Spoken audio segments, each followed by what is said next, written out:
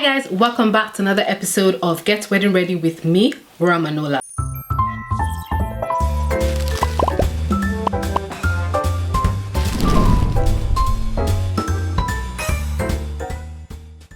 How are you guys doing? I hope you're well. A lot of engagements have been popping up, and I thought to put a video for you guys on how to plan a wedding during a global pandemic. So I already have videos on my channel on how to plan a wedding planning tips, etc., and I'll link them down below. But this video I think is very different because planning a wedding during a global pandemic is very different to planning a wedding normally. There's so many things that you need to consider that you probably would not consider when you're planning a normal wedding. Please like, please subscribe. We're almost at 10,000. Hit the bell notification button so you'll be alerted every time I release a new video. Tell everyone, spread the news about Wura Manola and my wedding planning videos. Without further ado, I'm going to get straight to it. This video is for anyone who's recently gotten engaged. Hi.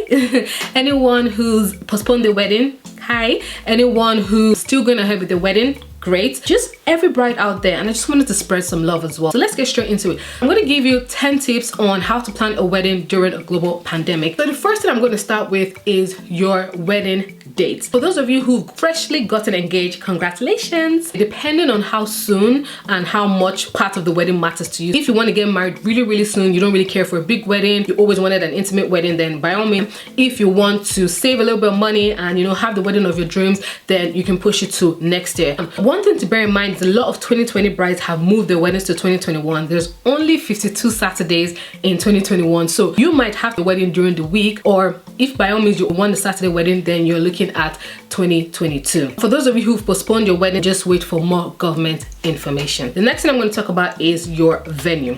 Normally when you're looking for a wedding venue, there are a couple of factors that you have in mind, like how big the venue is, how beautiful the venue is, what the venue comes with. Is it dry hire or does it come with table chairs and everything? Does the venue allow outside caterers so you can bring in your own food? How close is the venue to your ceremony or your hotel? There's so many factors that come into place when looking for a wedding venue, and I have a video on how to find a wedding venue. I'll link that down below, so go watch that as well for more in-depth information. When you're planning a wedding during a global pandemic, you have to think of other factors like safety.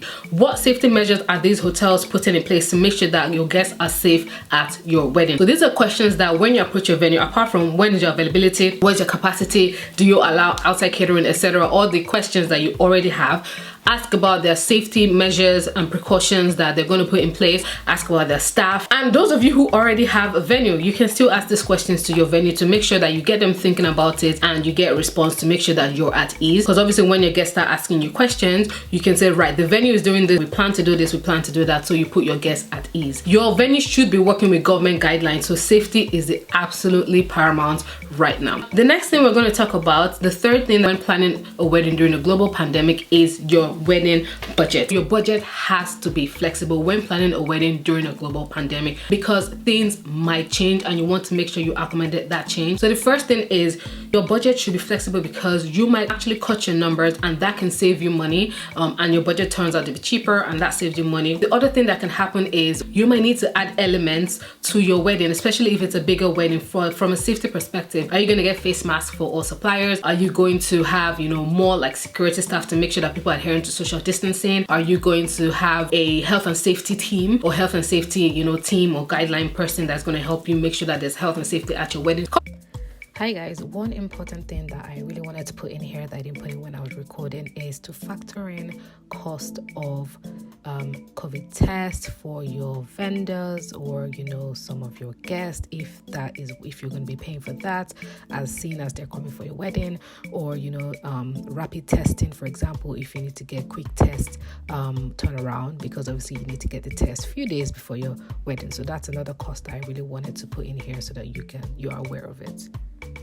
A couple of things I need to think about that might actually increase the cost at your wedding because you're catering and you're tending to the safety at your wedding. You need to add some contingencies in your budget to make sure that you are covered. And if it turns out to be cheaper, then hey, win-win. The next thing that you need to think about when planning a wedding during a global pandemic is your guests. Now, weddings are very family oriented events in the sense that you have a lot of older people, so people from like the vulnerable list. You might want to start touching base with the guests that you know are kind of vulnerable right now to see where they are at in regards to still attending your wedding. If you're just engaged and putting your guest list together, it's something you need to bear in mind depending on when you're getting married. You need to just make sure that you're touching base with, you know, the vulnerable list, and just to see where everyone is at with regards to coming to your wedding. Another thing I would say is you need to have a backup list just in case you need to cut your wedding guests. I've heard of weddings that have gone down from 800 to 30, so you need to start thinking, if I need to cut my numbers down to 100 or 50 or whatever it might be, let me have some sort of backup list so that I am not stressed. You come back to information on obviously sending invitations, information to your guests, etc. as we go along. Something as well that you can think about when managing your guest list is, am I going to have a separate list for like Zoom to broadcast the wedding for people who can't make it? So at the end of the day, you just want to make sure that you're thinking about everything. The next thing you need to be thinking about when planning a wedding during a pandemic is sending your invitations. Sending your invitations can be online.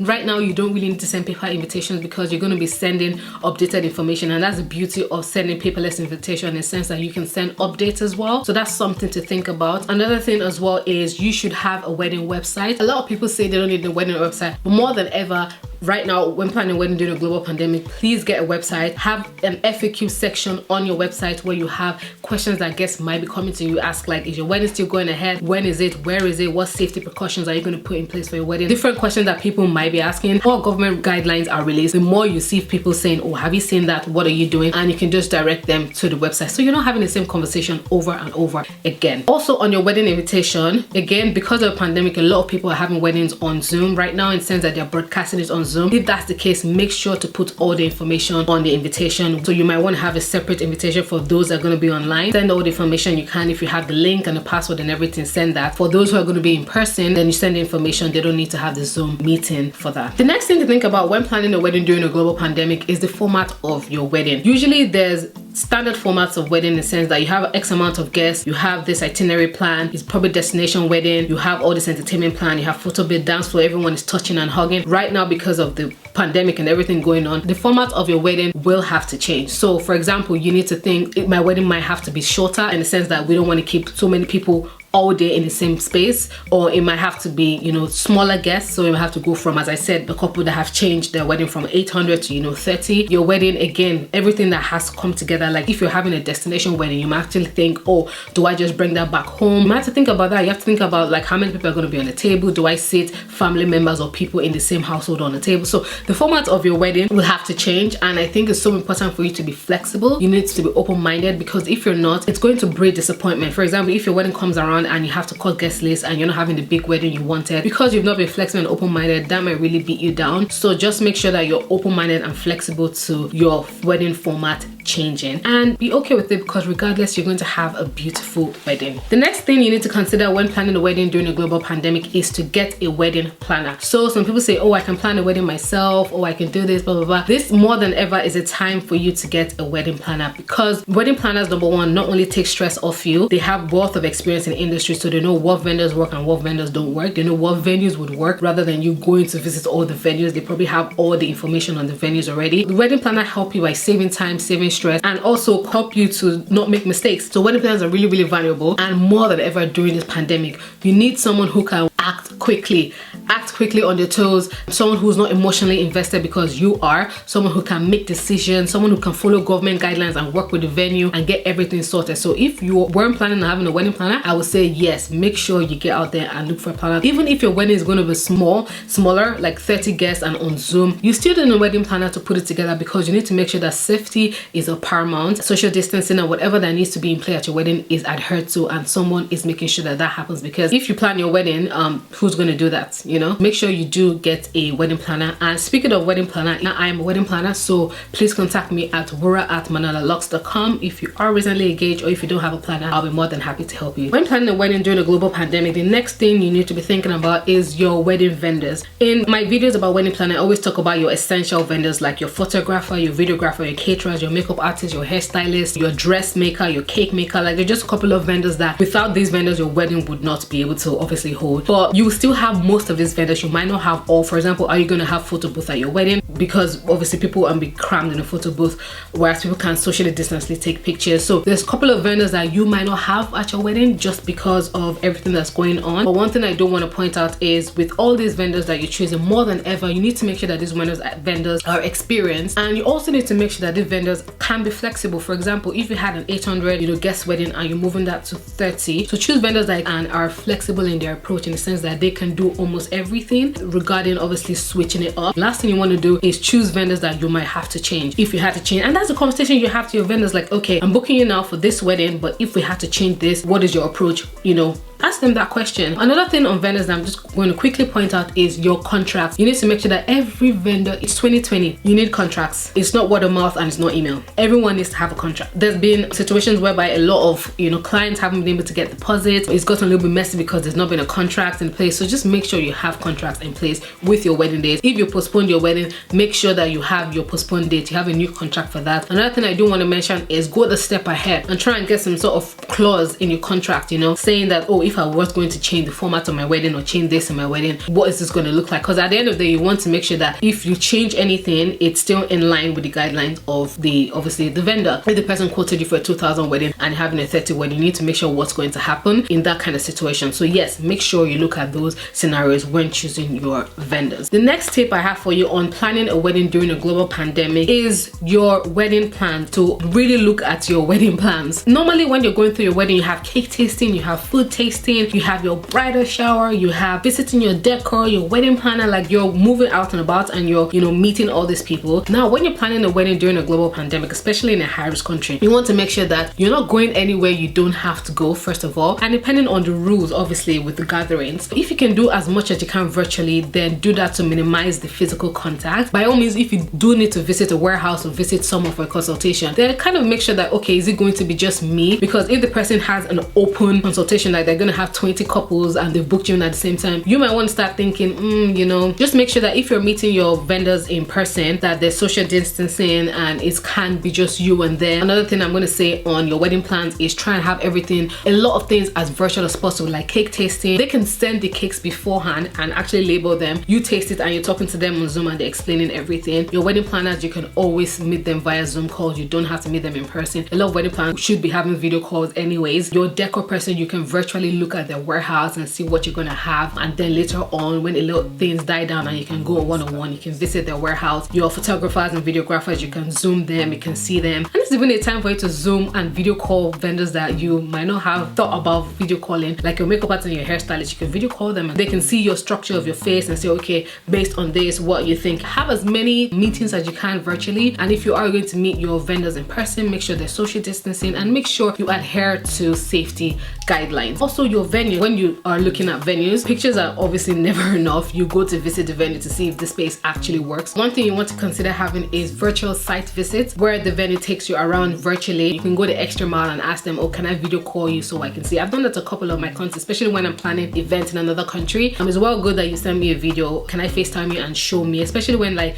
areas that have stairs or things that you just want that is not visible, like on the floor plan or from the pictures, you want to see there in person, because obviously pictures and videos can look really good. You can have video calls in that retrospect. The last tip I have for you on planning a wedding during a global pandemic is your safety and that of your guests. Make sure that during your whole wedding planning experience that you're adhering to the guidelines, you're being safe, because at the end of the day, you want to have a wedding, so you want to make sure you're healthy and you're safe. You also want to make sure that you're thinking about your guests, you're speaking to your venues and your vendors and your caterers and everyone, asking them what measures are being put in place at my wedding, what hygiene measures are being put in place, what safety measures are being put in place. So you want to make sure you're having this discussion, and safety is of paramount when it comes to your wedding. As I said earlier on, make sure you update your wedding website with all the precautions you're taking and all the information needed so that you put your guests at ease. They don't have to come to you with a billion and one questions. And even when it comes around to your wedding, depending on when your wedding is, depending on if the pandemic is still here, hey, it might have been gone and you might not even need this video. That is my prayer. But if it's still around and you still have to do some social distancing or take precautions, you want to make sure that you have that discussion with your planners. Okay, let's make a plan to see when it comes to vendors arrive, to make sure that everyone is not in the same place at the same time setting up. I know a couple couple of makeup artists are saying, oh, they only want the bride in the room, they're wearing masks as they're doing that. Just make sure that safety is a paramount when planning a wedding during pandemic. So guys, the bonus tip I have for you is to make sure you have a plan B. In all my videos, I always say have a plan B. Have a plan B is so important, because when you're planning a wedding, things can happen. More than ever, planning a wedding during a wedding pandemic, things can happen. So you know, the virus hasn't gone, there isn't a cure at the moment as I'm recording this. Just make sure you have a plan B, and that goes back to my point on being flexible. So have a plan B. If this doesn't happen, what are we gonna do? If this is the scenario, what are we gonna do? That's where a planner comes in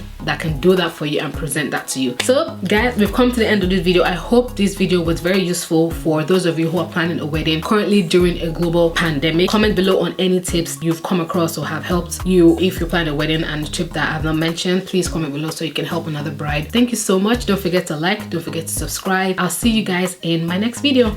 Bye guys.